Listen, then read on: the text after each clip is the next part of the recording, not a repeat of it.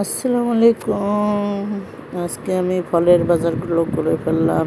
কি ফল আনলাম দেখেন, এখানে মালটা এনেছি, আর আপেল এনেছি, আনার এনেছি, আঙ্গুর, তরমুজ, কলা, খেজুর সব ফলে নিয়ে আসলাম। এনে এখন একে একে ঢেলে নিচ্ছি।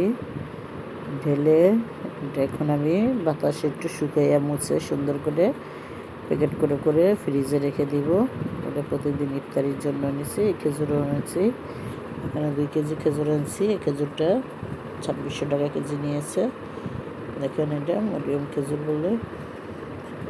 খেজুরটাকে এখন আমি ঢেলে নিয়েছি। ঢেলে এখানে সব ফলগুলো একবারে গুছাই নিয়েছি। তরমুজও নিয়েছি, এখানে সব ফলগুলো এখানে আছে। এখানে কলা আনছি, আর তারপরে আবার এখানে একটু মাংস কিনে নিয়ে আসলাম। এখানে গরুর মাংস নিয়েছি। ইনুমারি থেকে গরুর মাংস কিন্তু আলাদা আলাদা বিক্রি করে। ডালটা লেসে নিয়েছি, এটা বনের মাংসটাই নিয়েছি, হাড় ছাড়া। এখন এটাকে আমি ফ্রিজে রেখে দিব। আর কিছুটা আজকে সিহারির জন্য রান্না করে নিব, প্রথম রোজার জন্য। এখানে সিহারির জন্য কিছুটা রান্না করব আর ফ্রিজে রেখে দিব।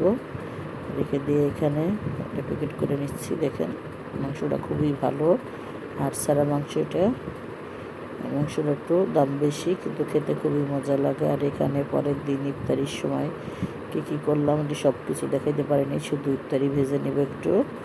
আলুর চপ, পেঁয়াজ, বেগুনি। আজকে মানুষ কম, আমরা 3 জন মানুষের জন্য, বেশি না, 6-7টা করে ভাজবো। কালকে থেকে আবার দোকানে দেওয়া লাগলে তখন আবার বেশি করে ভাজতে হবে। যে ইফতারির আয়োজন সব করে নিলাম। এখন এখানে কিছু ফল কাটলাম। এটা ইফতারির পরে এই ফলগুলো খেয়ে নিচ্ছি। এখানে কত সুন্দর বেগুনিগুলো হয়েছে। প্রথমে আমি বেগুনিগুলো ভেজে ফেলেছি, শুধু বেগুনিটাই দেখাইলাম।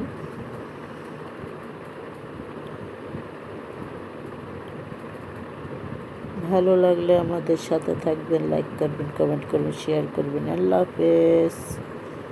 এই জিলাপিটা কিনে এনেছিলাম, কালারটা পুরো তরমুজের কালারই।